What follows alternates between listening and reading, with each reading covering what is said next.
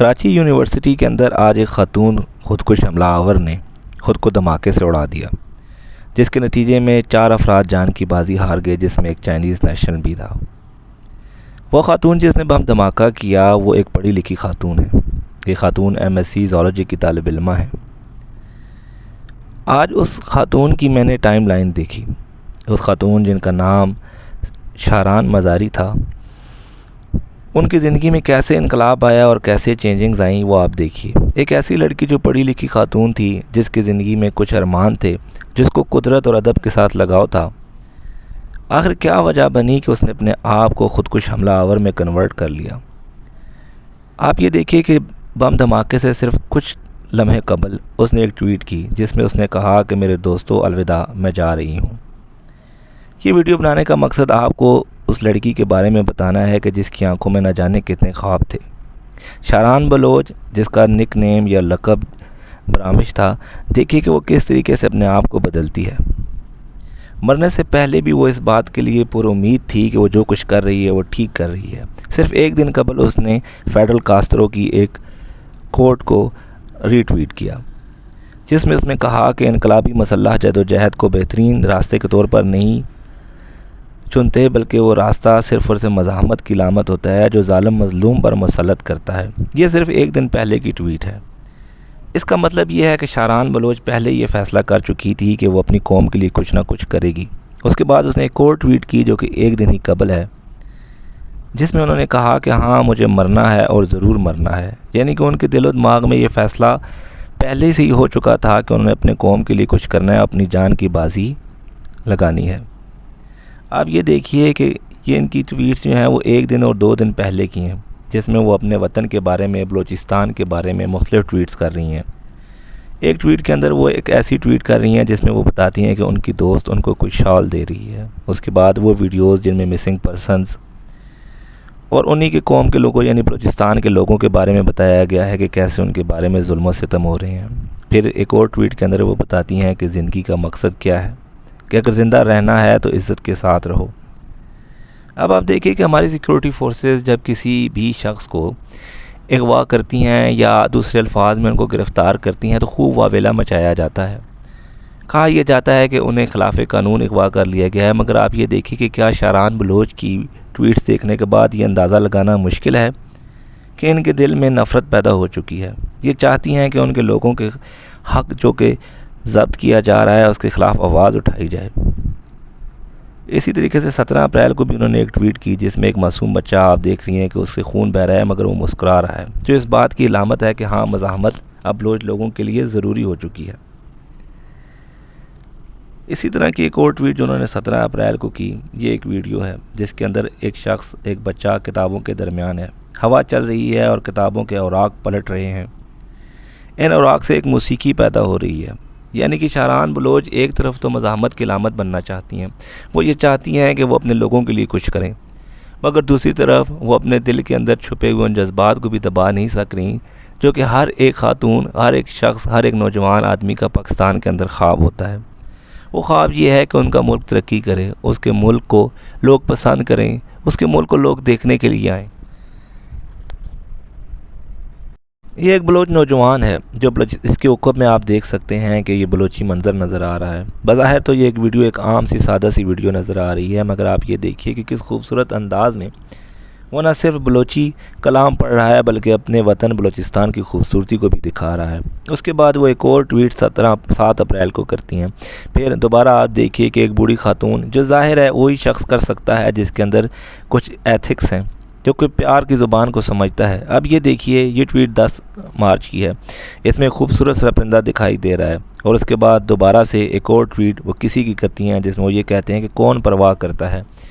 اس کا مطلب یہ ہے کہ شاران بلوچ کے دل میں ایک طرف تو یہ جنگ چل رہی تھی کہ وہ اپنے ملک کے لیے کچھ کریں، بلوچوں کے ساتھ ظلم ہو رہا ہے اس کے خلاف وہ آواز اٹھائیں، مگر دوسری طرف ان کے اندر جو جذبات تھے، جو محبت تھی قدرت کے ساتھ، ادب کے ساتھ، اپنے لوگوں کے ساتھ، وہ اجاگر تھی۔ وہ ایک جنگ کسی کیفیت میں سے گزر رہی تھیں۔ 2 مارچ کو شاران بلوچ ایک اور ٹویٹ کرتی ہیں جس میں وہ کہتی ہیں کہ ریزسٹنس یعنی کہ مزاحمت ضروری ہے، اور مزاحمت ہی وہ واحد ایک ایسی چیز ہے جس کو سیلیبریٹ کیا جا سکتا ہے، یعنی وہ یہ کہنا چاہتی ہیں کہ مزاحمت کے بغیر زندگی ناممکن ہے۔ ایک اور ٹویٹ دیکھیے جہاں پہ وہ کیا کہنا چاہتی ہے. یہاں پہ وہ یہ کہہ رہی ہے کہ زندگی ہماری کیسے گزر رہی ہے. آپ اس تصویر کو دیکھیے تو آپ کو اندازہ ہوگا کہ وہ کیسی محبت کرتی ہیں اپنے ملک کے ساتھ. پھر وہ کہتی ہیں کہ محبت ایک ایسی ناقابل فہم، جہاں پہ وہ پالو کوہلو کی ایک ٹویٹ کو نقل کرتی ہیں اور جو تصویر لگاتی ہیں وہ تصویر بھی آپ دیکھیے کہ کس کی ہے. وہاں پہ ایک بلوچ لڑکی کو دکھایا گیا ہے. دوبارہ ایک کلام بلوچی زبان میں پیش کیا جاتا ہے. یہ ٹویٹ ان کی پوری ٹائم لائن دیکھنے کے بعد یہ اندازہ ہوتا ہے کہ وہ ہر لحاظ سے ایک ایسی کیفیت سے گزر رہی تھیں.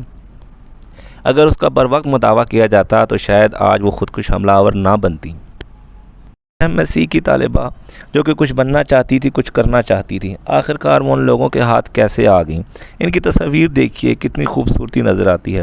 ایسا محسوس ہوتا ہے کہ وہ ایک پڑھی لکھی خاتون ہے.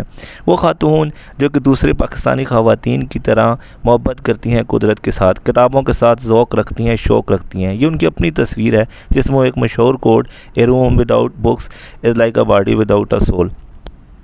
یہ لائبریری ہے جس کے اندر بے تحاشا کتب پڑھی ہوئی ہیں. یہ تمام کتابیں شاران بلوچ نے پڑھی ہیں. اب دیکھیے کہ ایسی کتابیں جن کے اندر ادب ہوتا ہے، محبت ہوتی ہے، وہ پڑھنے والا شخص کیسے ایسا ممکن ہو سکتا ہے کہ خود کو ایک خودکش حملہ آور میں تبدیل کر دے اور کسی کی جان لے لے.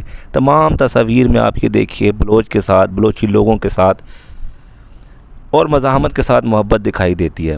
بروقت اقدامات کرنے کی صورت میں اس چیز سے بچا جا سکتا تھا، مگر ایسا محسوس ہوتا ہے کہ نہ ہی تو ہماری سیاسی قیادت کو اس سے کوئی دلچسپی ہے اور نہ ہی بلوچ سرداروں کو اس سے کوئی دلچسپی ہے.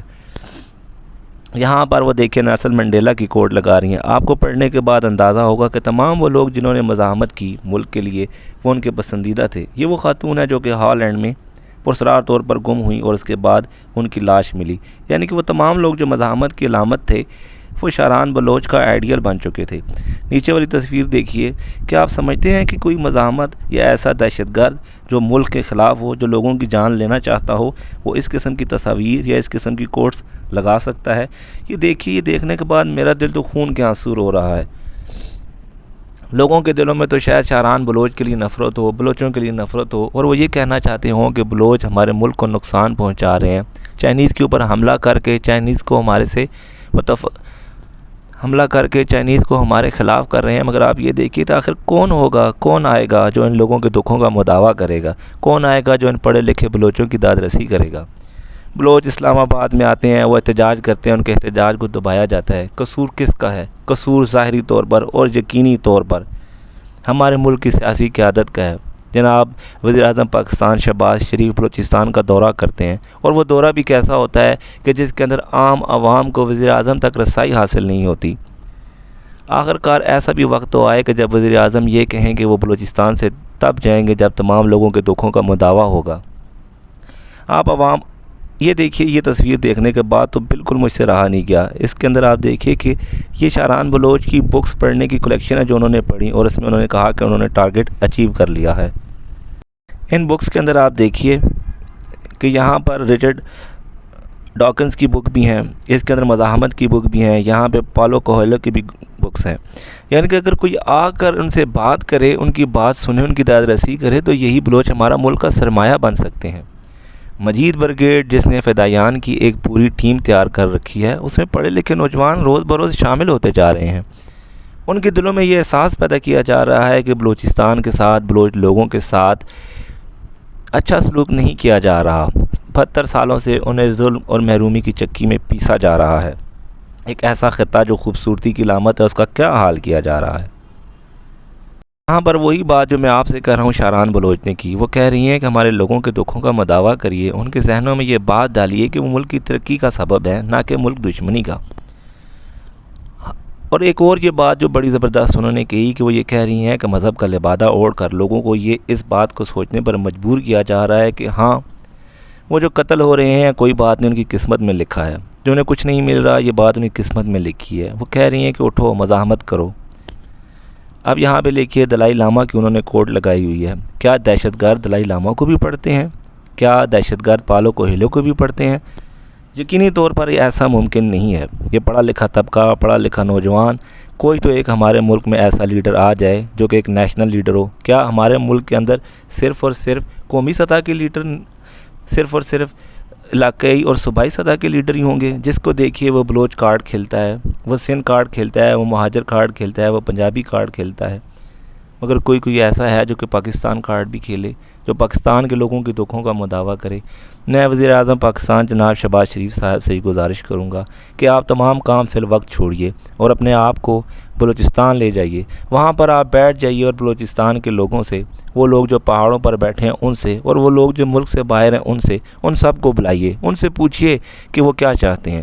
بلوچستان کا حل بلوچستان کے لوگوں کے پاس ہے. جو احساس محرومی چاہے وہاں کے لوگوں کے اندر موجود ہے یا ان کے ذہنوں میں ڈالا جا رہا ہے, اس کو ختم کرنے کی کوشش کیجیے. آپ یہ دیکھیے کہ آخر کچھ نہ کچھ تو وہاں پر ہو رہا ہے, اور ظاہر ہے جو کچھ وہاں پہ ہو رہا ہے بیرونی سپورٹ بھی اس کو حاصل ہے. اس بیرونی ہاتھ کو اسی وقت روکا جا سکتا ہے جب ملک کے اندر زمین بنجر ہو, حالات اس قسم کے ہوں کہ لوگ کسی بھی قسم کی بیرونی مداخلت کو برداشت نہ کریں. اب یہاں پہ دیکھیے کہ عطاء اللہ مینگل کی انہوں نے تصویر لگائی ہے جو بلوچ مزاحمت کی علامت تھے. اب عطاء اللہ مینگل کو بھی گرفتار کیا گیا. کیا گرفتاریاں, قتل یہی بلوچستان کا مستقبل ہے, یہی بلوچستان کا حل ہے؟ قطعی طور پر نہیں. آپ جائیے بلوچستان کے اندر, وہاں کے طالب علم جو مانگتے ہیں ان کو دیجیے, وہاں کے لوگ جو آپ سے ڈیمانڈ کرتے ہیں اس کو پوری کیجیے, مل بیٹھیے پیار اور اتفاق کے ساتھ. یہ ہمارے لوگ ہیں, یہ آپ ہی کے بچے ہیں. میں چیف آف آرمی اسٹاف صاحب سے بھی گزارش کروں گا کہ بلوچی آپ کے بچے ہیں, بلوچ طالب علم آپ کے بچے ہیں. آپ ان کے سروں پہ ہاتھ رکھیے. آپ نے بہت جلد ریٹائرڈ ہو جانا ہے, لیکن ریٹائرمنٹ سے پہلے آپ ان لوگوں کے لیے کوئی فیصلہ کر لیجئے. اب دیکھیے کہ غلطیاں کس کی ہوتی ہیں. فوج یا سیکیورٹی اداروں کا کام تو ایکشن لینا ہے, ان کو تو جو حکم دیا جاتا ہے وہ کرتے ہیں, مگر حکم دینے والے کون ہیں؟ حالات اس نہج تک کیسے پہنچتے ہیں؟ یہاں پر فیض احمد فیض کی ایک بہت ہی خوبصورت نظم شاران بلوچ نے ری ٹویٹ کیا ہے, اور یہ دیکھیے کہ اس نظم میں مزاحمت کی علامت نہیں بلکہ پیار, عشق اور محبت کی بات کی جا رہی ہے.